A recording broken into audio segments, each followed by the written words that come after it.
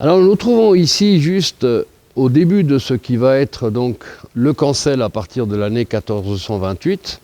En précisant bien sûr, c'est que au Moyen Âge, la rue des Granges qui existe aujourd'hui n'avait pas encore été construite, ni les bâtiments du reste qui se trouvent derrière moi, qui ont été érigés à partir de 1730. Une modification urbanistique qui va conduire en fait à supprimer une partie de l'ancienne rue de l'Écorcherie. L'écorcherie fait référence aux abattoirs qui étaient présents dans ce quartier. Une rue en fait qui provenait de la Grande Rue, qui s'appelait à l'époque la rue des Boulangers, et qui se prolongeait jusqu'aux fortifications. Et cette rue de l'Écorcherie ensuite faisait un angle droit, suivait le long des fortifications pour faire sa jonction ici avec la place du Grand Mézel. Très exactement en fait derrière moi, où se trouve actuellement l'hôtel Célon qui abrite le musée Zuboff. Et c'est donc au niveau de cette cour que se faisait la jonction de la rue de l'Écorcherie avec la place du Grand Mézel.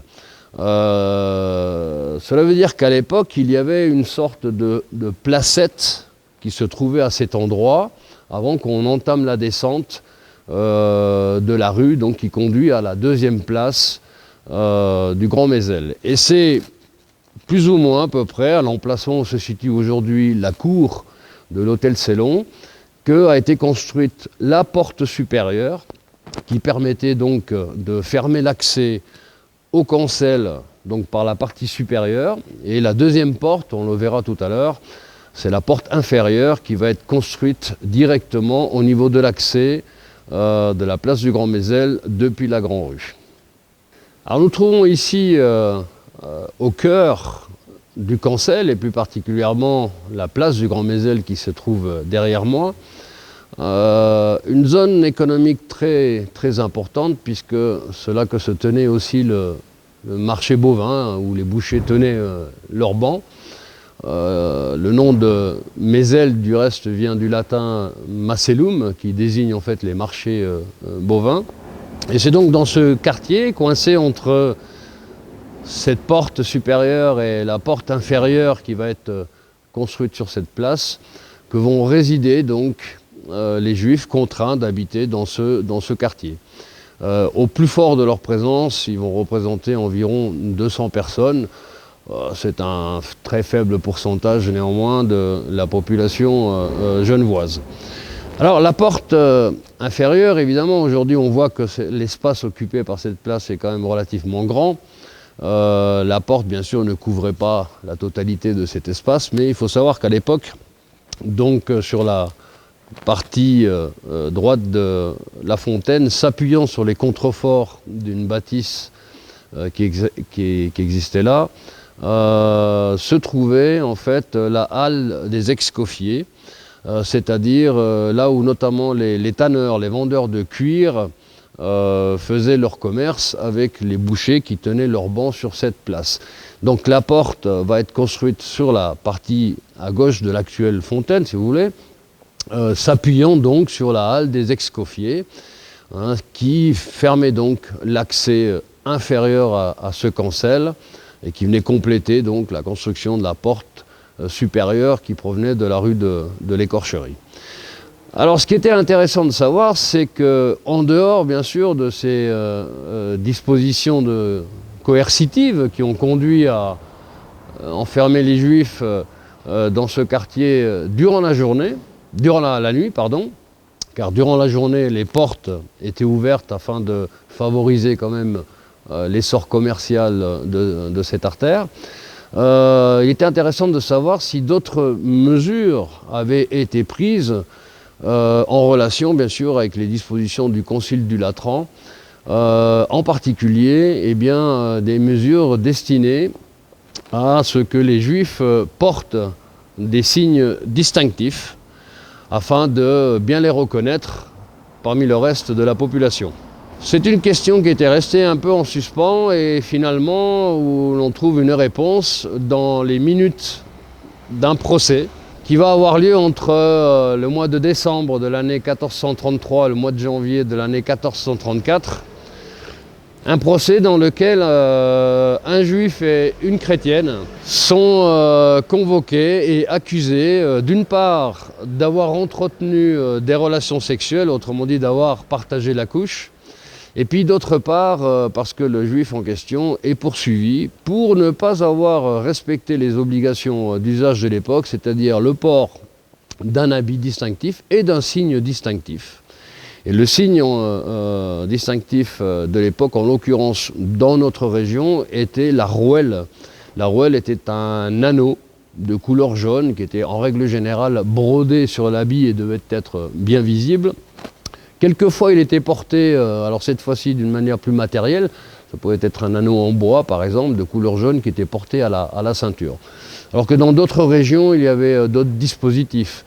Du côté de l'Alsace ou des États allemands, c'était le port d'un chapeau jaune pointu, alors que du côté de la Grande-Bretagne, par exemple, c'était des tablettes de Moïse qui devaient être cousues sur les habits. Tout dépendait en fait des régions. Mais on a en tout cas ici la certitude que voilà, ces dispositions sont venues se joindre aux mesures coercitives qui ont été appliquées ici à partir de l'année 1428. Alors celle-ci s'accompagnait aussi d'un certain nombre de mesures vexatoires. Il faut savoir que les insultes, par exemple, étaient d'un usage relativement courant.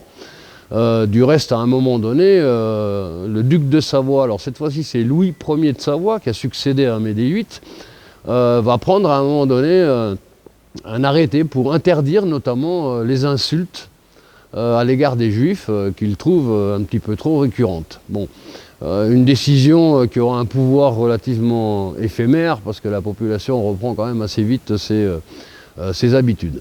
Par contre, évidemment, on a un épisode quand même relativement marquant qui va se dérouler dans ce quartier.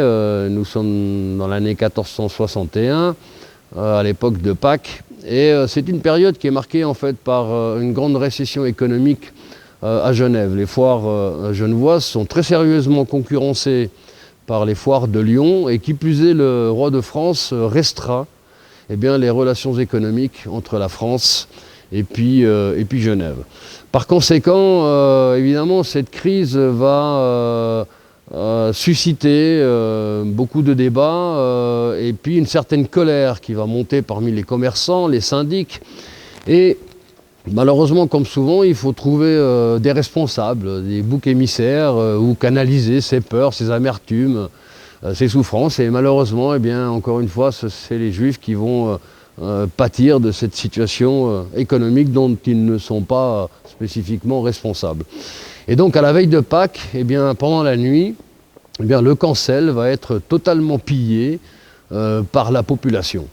On ne va pas dénombrer fort heureusement de morts, il va y avoir un certain nombre de blessés. Les Juifs vont s'enfuir bien sûr du Cancel, vont trouver refuge dans la maison de ville. Et il va falloir attendre quelques jours avant que Louis Ier de Savoie pique une sérieuse colère parce qu'il n'est quand même pas du tout content de ce qui s'est passé ici. Et il rend responsable les autorités genevoises d'avoir fomenté ce pillage qu'on pourrait appeler un pogrom. Et il demande que réparation soit faite. C'est assez intéressant. Parce que malgré finalement les restrictions appliquées à ces Juifs et les mesures coercitives quand même assez dures à leur égard, Louis Ier de Savoie montre quand même une certaine complaisance. Alors elle peut s'expliquer en partie par le fait c'est que Louis Ier de Savoie a épousé Anne de Chypre. Or il faut savoir que Anne de Chypre avait autour d'elle toute une série de servants, de gens travaillant pour elle, parmi lesquels on trouvait un nombre substantiel de Juifs. Et en partant de Chypre pour venir en Savoie, elle s'est fait accompagner de ces Juifs. Pendant sa résidence, en tout cas à Genève, les Juifs qui l'accompagnaient devaient venir habiter dans ce Cancel. C'est peut-être une raison pour laquelle Louis Ier de Savoie a montré une certaine complaisance à leur égard en essayant de limiter autant qu'il pouvait le faire toutes les mesures vexatoires éventuelles qui pouvaient être appliquées à cette partie de de la population. Ce qui est intéressant de savoir, c'est qu'un certain nombre de juifs vont obtenir réparation et que les commerçants, la ville, va être quand même condamnée à reverser des indemnités aux juifs qui habitaient ici.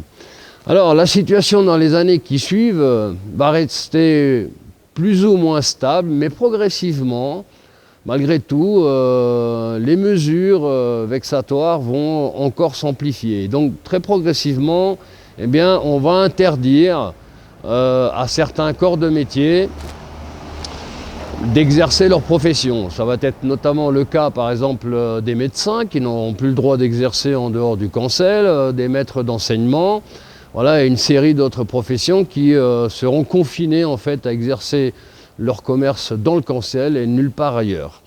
Et cette situation ne va aller qu'en s'aggravant parce que nous rentrons aussi dans une période qui va être marquée par une forte intolérance.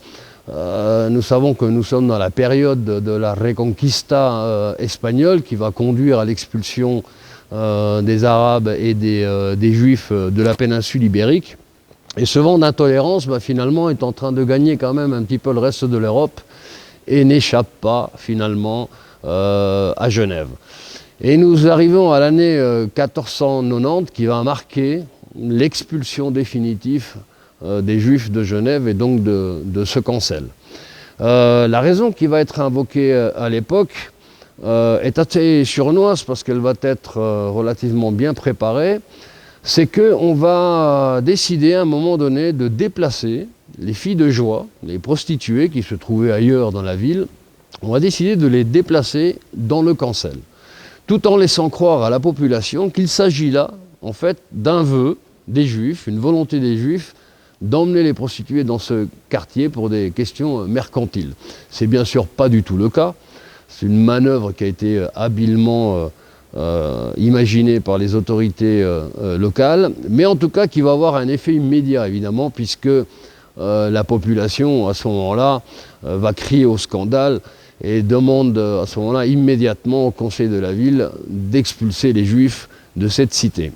Ils vont être convoqués dans un premier temps et on va leur dire qu'ils ont 10 jours pour quitter définitivement la cité de Genève. Ils auront droit à un recours qu'ils vont exercer, mais lors de ce recours, eh bien, le délai va être raccourci à 5 jours. Et donc les Juifs devront partir de cette cité, de ce quartier, avec perte et fracas. Et ils vont trouver refuge en partie à Versoix, qui est en dehors des franchises et de l'autorité de Genève, où ils vont s'établir temporairement, cité dans laquelle, du reste, ils vont également établir un cimetière. Il faut savoir que tant qu'ils résidaient au cancel, ils disposaient d'un cimetière à Châtelaine, non loin du carrefour du Boucher, un cimetière qui a fonctionné de 1396 jusqu'en 1490. Et puis après l'expulsion des Juifs de Genève, eh bien c'est à Versoix qu'un nouveau cimetière va être créé, dans cette cité qui a une forte connotation marchande, et où l'on sait que les marchands, effectivement, juifs, commerçaient dans cette cité. Ils ne vont y rester que quelques années. Finalement, ils vont ensuite quitter Versoix et aller se réfugier vers l'Italie ou vers le comté de Nice, qui sont des terres beaucoup plus accueillantes. À partir de cette période, il n'y a absolument plus de traces significatives de Juifs dans toute la région. Et là, il va falloir attendre plus ou moins la fin du XVIIIe siècle, la naissance de Carouge sur le territoire sarde, pour voir revenir non loin de la cité devenue celle de Calvin entre-temps, mais toujours avec l'impossibilité de pouvoir s'établir dans cette cité. Ce sera l'objet d'un futur reportage.